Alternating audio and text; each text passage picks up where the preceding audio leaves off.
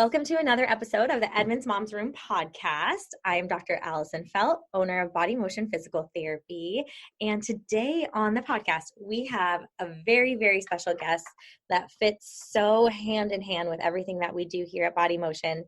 And our guest is Erica Friedman, and she owns Erica Friedman Wellness, which is a holistic prenatal, postpartum, feel good, wellness, health, everything, all encompassing business. So tell us what you do, Erica. I'm super excited to have you here, and I'm really excited to geek out with you a little bit on all the fun things prenatally we can be doing, and especially postpartum too. So awesome. Welcome. Well, thank you. Well, thank you so much for having me, Dr. Allison. It's a privilege to be here. I'm honored. And kind of as you mentioned, I'm Erica. So a little bit more formally, my business name is Erica Friedman Wellness. And, I'm a small business owner and really just dedicated to helping moms feel strong and powerful at all stages of motherhood. So I focus a little bit more on the fitness side of things, creating fitness programming that prepares women and moms for pregnancy, for labor, for postpartum recovery, and beyond, as well as the activities of daily life as a parent. I like to say and beyond because, as you know, there are women that I work with and that you work with who've had children 20, 30 years ago who do need, who are just looking for a little bit more support or to work with someone who has a little bit more knowledge in terms of pelvic floor health and what their body has been through, whether or not in terms of pregnancy, whether that was 2 months ago or 20, 25 years ago. I talked with my mom about a lot of these things. And, I'm in my 30s and some of these questions that she brings up, she's almost 60 years old. So I know we'll get into it a little bit more, but I like to say that, I support women at all stages of motherhood. So because programming looks a little different, we have different questions, and I love supporting women and learning a little bit more about women's health. So I know that was a long-winded answer, but I love also partnering with other practitioners like yourself so that I can refer out when there are things I cannot help you with, like I'm not a registered dietitian and I'm not a pelvic floor PT. So that's when partnering with someone like you is so awesome. Awesome. Yeah. And it's so great to partner with someone like you so someone can consistently be held accountable and given new exercises and progress safely with someone who actually knows what's happening during the prenatal period and postpartum and really throughout this whole period, through menopause, where hormones can have such an impact on the body, and really where you are at in your conception journey can affect everything. So it's important to work out with someone who has a clue what your body is going through so you don't injure yourself. So I think that's a really special niche you have and really important. Obviously, I'm biased. But would you mind sharing, just to start, really brief, kind of what mom comes to you and really why they choose to work out with you? Yeah, awesome question. Like I said, I work with moms kind of in all stages. So there might be a mom who comes and wants to work with me because they're trying to conceive. I've had a lot of questions actually in the trying to conceive category. And when they go to their doctor, they get well, just do what you've been doing and continue your current workout routine. And for instance, I had one gal, or one woman and specifically reach out to me and say, my doctor said, just continue what I'm doing. And I know her personally, and she's a marathon runner. She's very high, very competitive, clocking a lot of mileage every week. And is also, maybe not now with COVID, but she's a regular at high intensity studios. And so she's a very intense fitness regimen. And I said, does your doctor understand what your fitness regimen looks like when they say that to you? What does your strength training look like? What is your cardio routine? What's your flexibility, mobility work look like? And she said, no, my doctor's just like, oh, just keep doing what you're doing. But even in the trying to conceive period, there's certain exercises, certain muscles, we can even be prepping the pelvic floor for pregnancy even then, that I would want to incorporate with a potential client. And, I would even say, this was a friend, so I could say this to her. Obviously I get to know the client, let's perhaps scale your mileage back. I'm not going to tell her don't run, because I would never take away that joy from her. But, are her cycles regular? How much is she eating? What does her routine look like? What is her stress? There's a lot of components to the trying to conceive period. And sometimes, like for someone like myself, even scaling back the exercise, increasing calorie intake can help the body prepare for pregnancy and have that little, maybe I'm actually ready to get pregnant, telling your body that it's safe. Because if we are underfed and we overexercise and we're overstressed, our body is kind of in a protection mode, and we may have, I'm saying may because I'm not a medical doctor, but we may have more difficulty conceiving. There are other factors there too.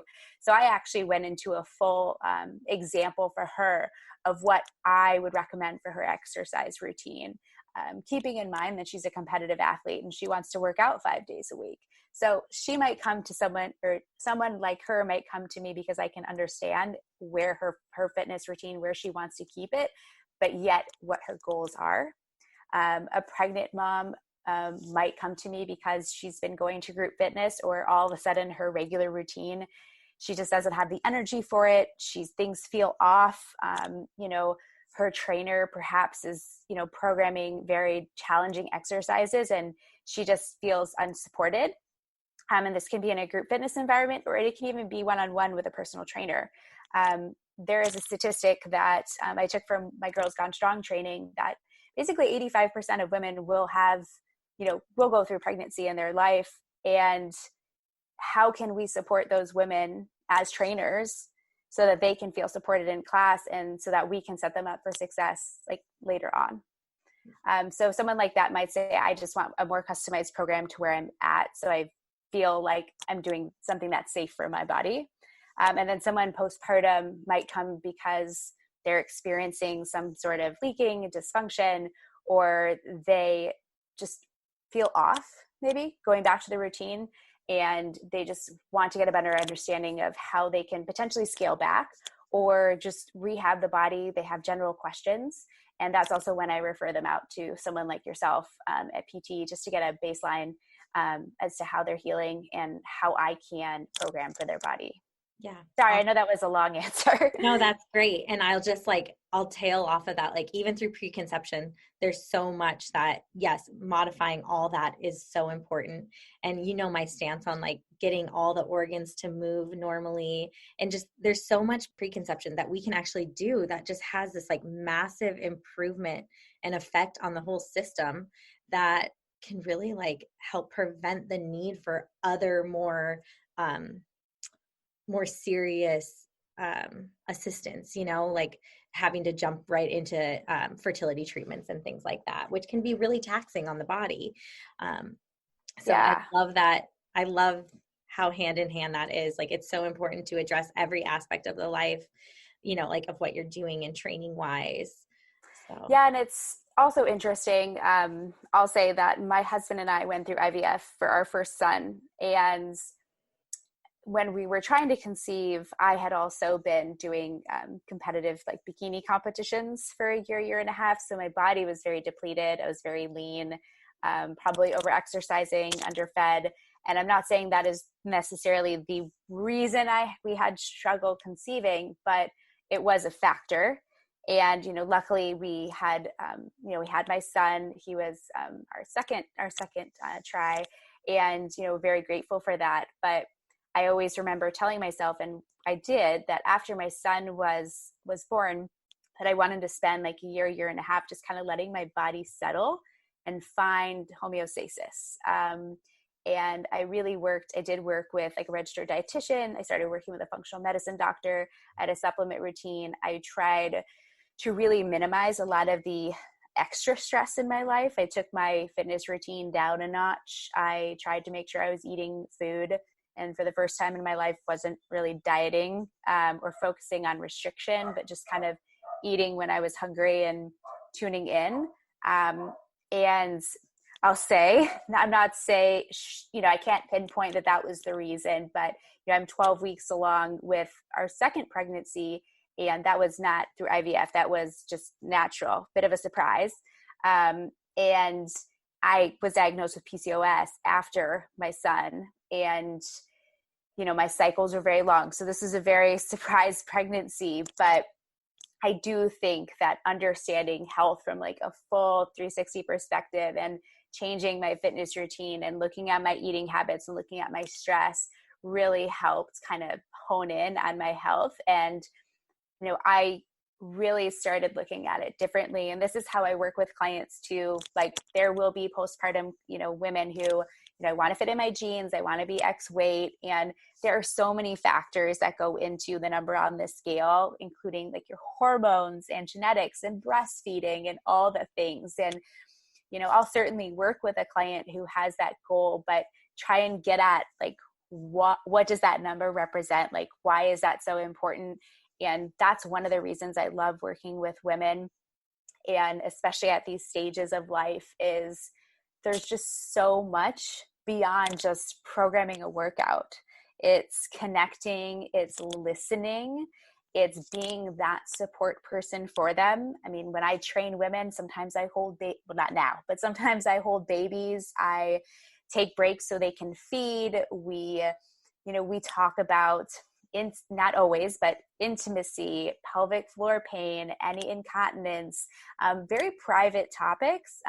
I always open the space and let them decide what they're comfortable with. But, I become a friend, and that's something that's so amazing to me is, there are a lot of trainers out there, but it's really building that community and building those one-on-one connections with clients. That's so great and important. And I can certainly work with men. I mean, I can do programming for men, but it's not quite as fun. Yeah, understood. And yeah, that's wonderful. So tell us a little bit about how people work with you. Tell us, like, it sounds like you have an online community, and then maybe some people, are they all on programs, or do you have virtual classes? How does this work? Yeah, so it's definitely been a little bit unique this year with COVID. So prior to COVID, I was doing mainly one-on-one in-person clients. I actually was offering in-home personal training. So I would come to you and I would bring like resistance bands, depending on what we needed, like Pilates balls. At first, we don't need a ton of equipment. And then eventually, I bring more / I kind of give you a list of recommended equipment for you to purchase. So I was doing one-on-one in person, and then I was training out of a gym in Seattle. But then after COVID, obviously going to people's homes is not really so much an option, and that gym is not really operating as it used to. So I've kind of shifted to a lot more online. So I do online programming, which, as I think I mentioned to you earlier, tends to work well for moms because they can do it on their own time. So I create customized programs. I use a third-party app. They can go into the app, pull up the workout for the day. There's video demos. I include a ton of cues, also cueing around breath, movement, different breath strategies for the movement. And I've also talked to them either virtually if there are other recommendations that I need to put in there that are more individual to them. But it includes reps, rest time. I think I mentioned the video demos. So it's pretty self-explanatory. They can kind of check things off as they go. There's space for them to comment and to also send me a message. So for all my online clients, I'm available via message through this third-party app anytime because it's really quick for me to respond. And then I usually, depending on the client, will meet with them virtually, like via Zoom, once a week or bi-weekly, just for a check-in. A lot of times we use that time to go through exercises, to go through breath, to go through any questions they have on specific workouts, or I'll prepare something totally separate.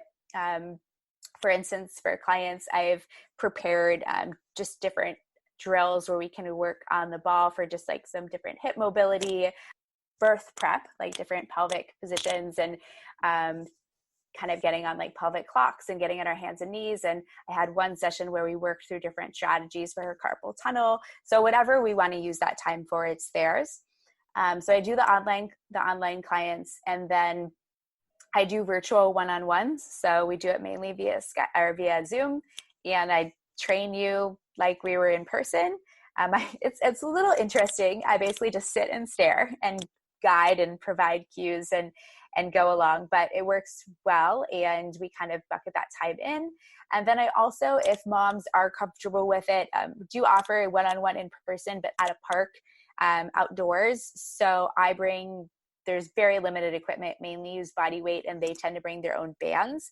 And I keep my distance, they keep theirs, and I wear a mask, they wear a mask. And so I have about 2 clients that do that, and it's actually worked out pretty well. They get to get outside in the fresh air, and we get to keep our distance, but I'm still able to provide them that in-person support, which some people prefer. There are going to be some people where the virtual is just like not going to work, but unfortunately that's kind of our new reality for right now. So those are kind of the 3 categories. And honestly, my business is constantly evolving. So I'm sure there will be something new that pops up, but for now, that's kind of where I kind of keep myself. Awesome. Oh, and I do group as well. Okay. Totally forgot to mention that. Yeah, group. So virtual group. So if you have a mom group or some folks that just want to do a group class together, I can do that as well. Okay. And then do you have weekly group classes, or weren't you doing that for a while? Is that a thing? I was doing it for a little bit. And then once I was pregnant, it was very hard for me to keep up with. So I kind of took that down for a little bit because I was just so tired teaching them. But I'm looking to kind of pick them back up again once we get back to Seattle. Just still figuring it out as I go, evolving it, whether, platform, Zoom, Instagram Live, Facebook Live, just seeing what works best for people. I've found that Zoom is great because then I can actually see you, provide feedback, and you have a little bit more sense of community because you can see the little boxes of people. But, so I'm kind of experimenting, but I love teaching. That's actually where my passion is. So ultimately down the road, I'm hoping to, host group classes for the different stages of motherhood. So offer like a prenatal group class and then like a postpartum class, but kind of frame that as like a series of classes so that women can come once a week and be consistently seeing the same mom. So not only are they getting a safe, progressive program over that period of about 6 weeks, but they're also connecting with other moms with kiddos around the same age, usually around 6 weeks, because that's the length of average maternity leave these days. I wish it could be more like 8 to 10, but so we'll see. That was my goal this year to create that, but I'm kind of probably pushing that to more 2021. Yeah, definitely. Well, it's a huge need no matter what. So I think you're in a great industry, and it's awesome that you could flex and go virtual and still be able to help all the moms that need it. So that's wonderful. Yeah. I think the hardest part is, and like I said, my business is evolving, figuring out how to reach and connect, because, I speak to a lot of moms. I was like, gosh, I wish I would have known about this. Or I wish, I'm sure you hear that a lot. I wish I knew about pelvic floor PT. I wish I knew this earlier. So just trying to even reach more moms and let them know not only about my services, but all the amazing services and the people that are there to support them during this postnatal period, or even 20 years after they've had their children. And that's what's so amazing to me, is just learning and constantly pivoting and figuring out how to connect with women and also, provide them the support they need. Because if I'm not the right fit for them, then I want to be able to provide or help them find the person that is. Wonderful. Wonderful. What's another thing you want everyone to know? What's something we should all know that you really want to be on this show? So one of the things I think I'll kind of mention like why I kind of went into this and what kind of brought this up for me. And I think that's relevant to your question is, after I had my son, I felt very lost. I was working out until I literally popped. Like, I think I had a cycling class scheduled the day I went into labor, and I messaged them, was like, I'm not making it. But I just wasn't fully prepared for what postpartum looked like, not only physically, but emotionally and mentally. Looking back, I probably had some level of postpartum depression. I think that was compounded by having a baby in December in Seattle, and just not being able to get outside. And so learning about the emotional and mental recovery associated with early postpartum, and all the waves and ebbs and flows that we go through as women during that time. And then my first visit to a pelvic floor PT, which I self-referred, my OB never even brought it up. Oh, you're fine. Go back to what you're doing. And I remember at 6 weeks, I went to a fitness class, and which makes me cringe, but I attempted to run on the treadmill. I just literally felt like everything was going to fall out. Like I just felt so unsupported, and it's like, oh my God, like I just can't. So I stopped like 30 seconds in, but I know there are a lot of women who don't stop. So I went to pelvic floor PT, found out I had, a diastasis, which is very, is common. But I was seeing her seeing pelvic floor PT probably till about 14 months postpartum, which I know is longer than a lot of women would, but I wanted to be pretty consistent, like go every couple months just to check in. At one point, I thought I had pelvic organ prolapse, but it actually turned out to be an inguinal hernia. So I had hernia surgery in last year. And the reason I got into working with women was because I just wanted other people to have that support and to have that knowledge. And I didn't want someone to say, I wish I knew. And so I really devoted a lot of time to learning and connecting with people and just absorbing as much as I can so I can be that support, so that basically, so someone doesn't have to be like me and say, oh gosh, I wish I knew, or why do I have pain here, or what's going on and who do I turn to? Like, I want to be that support for them. And my mom has been in women's health for 30 years. So I grew up with like plastic vagina dolls in my garage. Like, so to me, talking about lady parts and talking about women's health is so fascinating, and I've heard it my whole life. So this seemed kind of also like a very natural fit for me. And, I was having a conversation with my mom today, and she's been an OB for 30 years. And I was talking to her all about pelvic floor health and diastasis and all these different things that I would think a practitioner would talk to a mom about at her 6-week checkup. And my mom says to me, I've never heard of any of this. And I've been an OB for 30 years. And then she says, I have X issue. Do you think a pelvic floor PT can help me? And I said, oh yeah, I can help you find someone. So that I want someone to have that epiphany. Like, this isn't normal. I don't need to have this. Of course, I don't want them to have it in the first place, but if they do, like, I want them to know that they can get help. And whether they get that with me or I help them find someone that can help them, I want to be able to help all the moms so they feel strong, empowered, and supported. And I think that that's really why I do what I do. And, there are so many resources out there, and just trying to get that information out one little baby step at a time. Well, your Instagram is a great way to do that, because you educate so many women through there, and that is amazing. Thank you. I appreciate that. Instagram is a funny thing because it takes a lot of work, as you know, to keep that up.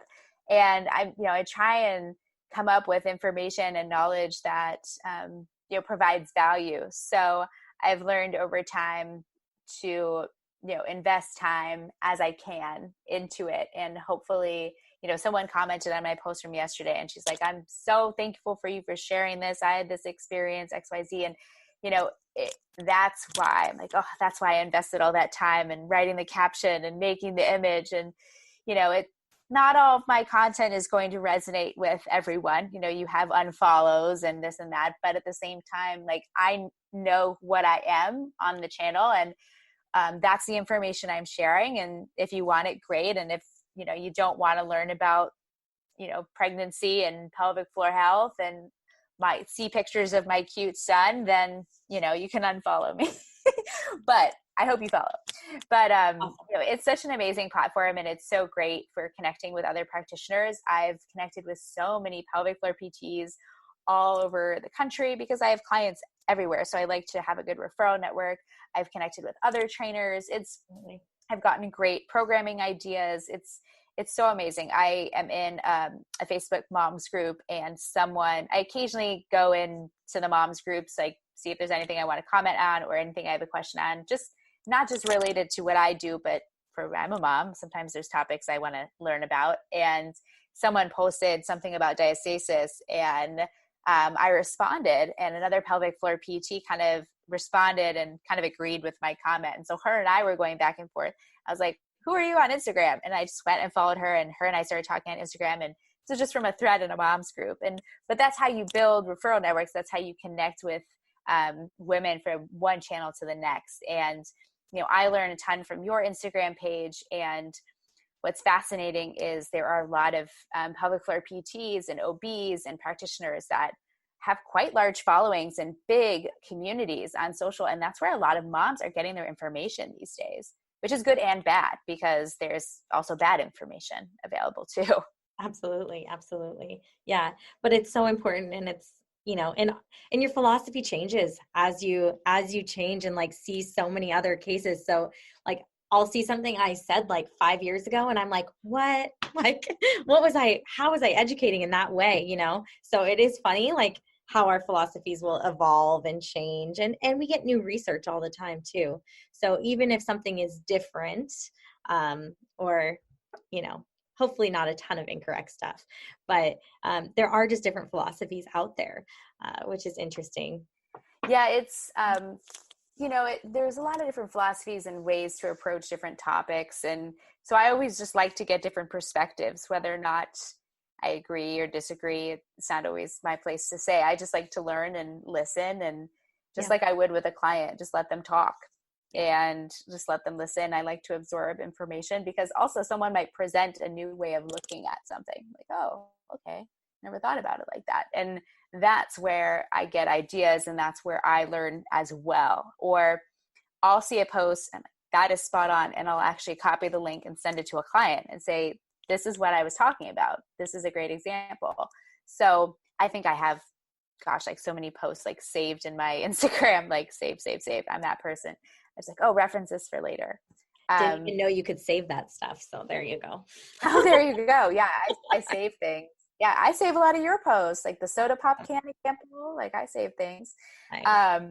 But yeah, I think, it's just learning, and there are new avenues to do that. Not only with, OB, but, connecting with doula, connecting with registered dietitians, connecting with functional med doctors, connecting with pelvic floor PTs. It's a great platform. And so I do my best to keep up with it. Awesome. Tell us where people can find you, Erica. Yeah, so you can find me just on social media at Erica Friedman Wellness. And, my content is probably going to start shifting a little bit more pregnancy, just because I'm heading really close heading into my second trimester. So like you mentioned, we kind of evolve. And when I'm, really in my own pregnancy, it's like I'm on the mindset of pregnancy training. So you'll probably see a little bit more pregnancy, but I like to kind of cover a range of topics, primarily on Facebook and Instagram, but you can also find me like on Twitter and LinkedIn and all those other places too. Cool. I'm really excited to see how this pregnancy changes from like your previous experience, and same thing postpartum, like, and it really will just give you that other avenue of a different lens, because no matter what, it's going to be different than Benji's, Yeah, and very, very different. So I'm already like a lot bigger this time around than I was at this point last time. So, but I know that is very common for second pregnancy. So, I look down and like, oh my God, I'm only 12 weeks and I got belly going. Oh my gosh. But, it's going to be different. And, luckily I'll say I'm grateful. I don't get like too nauseated or anything. So I'm grateful for that. But, it's a little more tiring because I also have a toddler and he's quite heavy. Silver lining is you have amazing workout clothes that will just like expand with you. Yeah, that's true. I did have to go into my maternity bucket the other day to wear a pair of shorts because it was warm. Like, oh my God, I don't have shorts that fit. I need to wear my maternity shorts. And I got to tell you, maternity clothes are super comfy. So there is no shame in wearing those even after you've had a baby, like for a while. Awesome. I still wear my nursing tanks. Oh yeah. 3 years ago. It just means there's like easy access in one little spot there, but they're comfy. Exactly.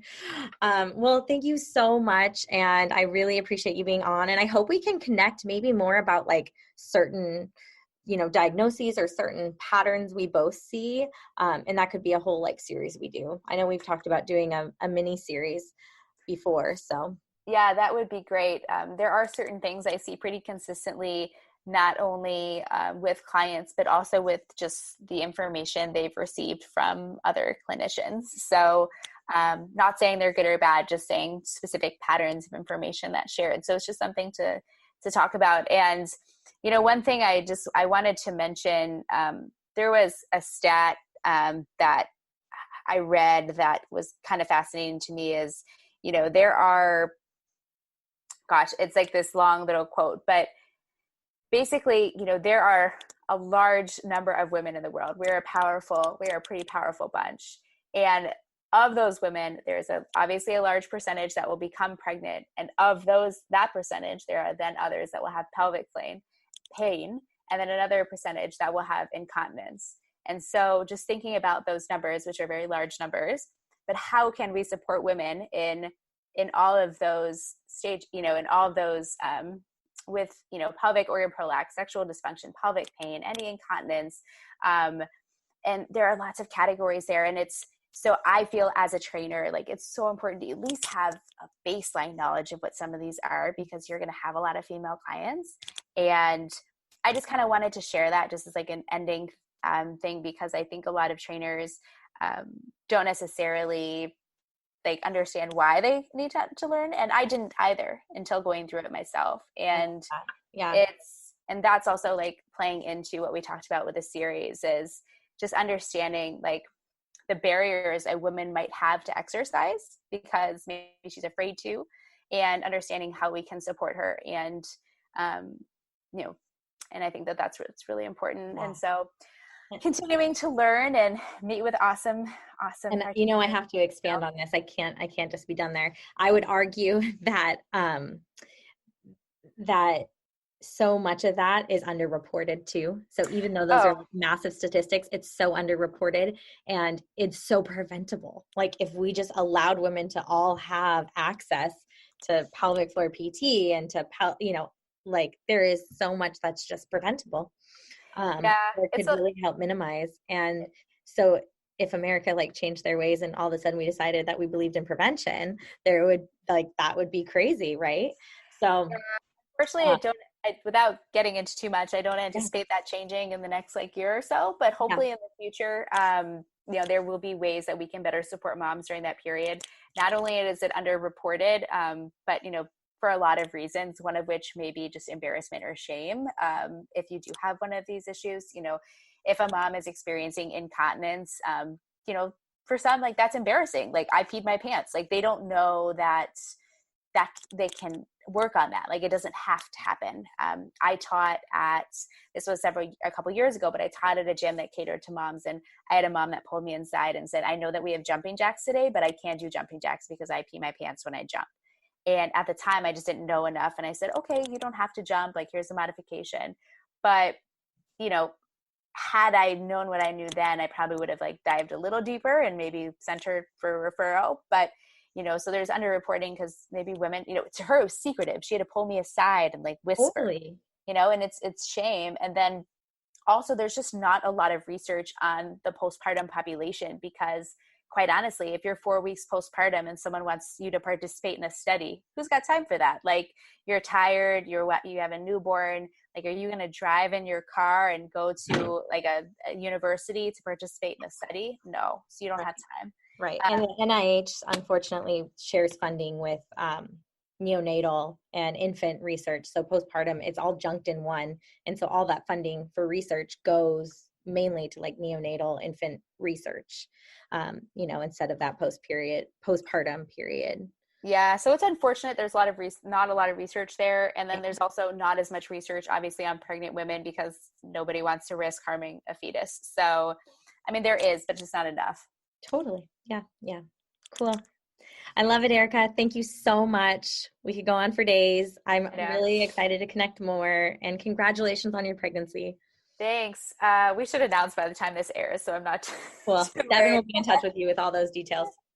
All right. Bye, Dr. Allison. Thanks so much for having me. Bye. Thanks for coming on.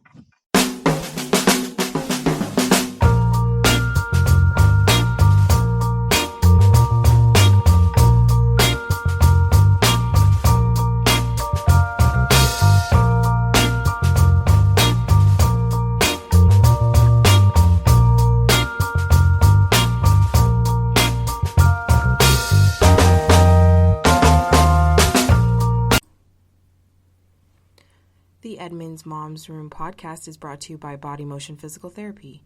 We help women through pregnancy and beyond so they can live active, confident, and healthy lives.